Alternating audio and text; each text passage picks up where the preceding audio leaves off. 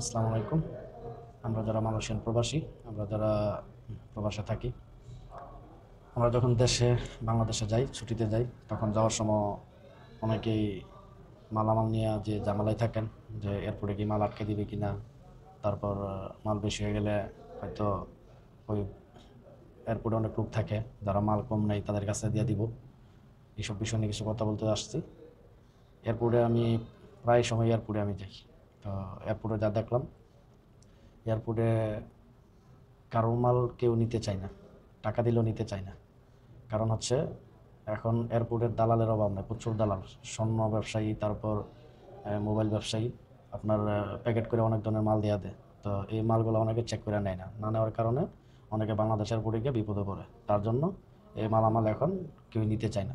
তো আপনারা যারা এই দেশে যাবেন, যারা স্বর্ণের ব্যবসায়ী, যারা দালাল স্বর্ণের, তারা 200 টাকা 300 টাকার বিনিময়ে 100 গ্রাম স্বর্ণ দিয়ে দেয়। তো আপনারা এই স্বর্ণগুলো নেবেন না। তারা অনেকে টেলিফোন দিয়ে দেন, তারপর অনেক কিছু দিয়ে দিতে চায় টাকার বিনিময়ে। এগুলো আপনারা না নিলে সবচেয়ে বেটার, কারণ যদি কোনো কথায় নিয়ে যান তাহলে হয়তো বা কোনো সমস্যা করতে পারে। আরেকটা হচ্ছে, আপনারা যখন মাল নেবেন তখন আপনাদের টিকিটে যত কেজি মাল লেখা থাকে ওইটাই নেবেন, এর চেয়ে দরকার আধা কিলো কম নেবেন, মাল বেশি নেবেন না। আগে একটা সিস্টেম ছিল যে যাওয়ার সময় হাতে হ্যান্ড ক্যারিতে কিছু মাল নিয়ে গেলে, যেমন বাংলাদেশি যারা আছেন তারা অনেকেই রামবুতান, বিভিন্ন ফল নেন, চকলেট নেন, যে হাতে করে নেওয়া যায়।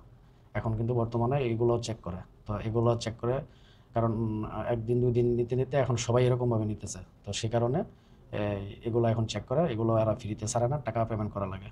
তো সেক্ষেত্রে আপনাদের টিকিটে যে মালগুলো আসে, টিকিটে যত কিছু মাল লেখা থাকে আর হ্যান্ড ক্যারিতে যতটুকু লেখা থাকে ততটুকু মালই নেবেন। এর বেশি মাল নেওয়ার চেষ্টা করবেন না। যদি এর বেশি মাল নেন তাহলে এয়ারপোর্টে জরিমানা দিতে হইব।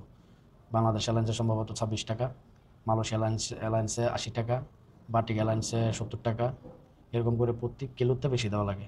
তো আপনারা মাল বেশি নেবেন না, যতটুকু টিকিটে লেখা থাকে ততটুকুই মাল কিনবেন, ততটুকুই নিয়ে যাবেন। মাল বেশি নিলে আপনাদেরকে জরিমানা দিতে হবে। আর বিশেষ করে স্বর্ণ ব্যবসায়ীদের কাছ থেকে স্বর্ণ এবং মোবাইল এগুলা নেবেন না, নিজের সেফটির জন্য। এত বছর বিদেশ করে 300-400 টাকার জন্য রিক্সে কেন নেবেন? এসব রিক্স নেওয়ার দরকারটা কি? তো আমার অনুরোধ দিল, আপনারা এগুলা করবেন না, এগুলা থেকে বিরত থাকবেন। আল্লাহ হাফেজ, সবাই ভালো থাকবেন।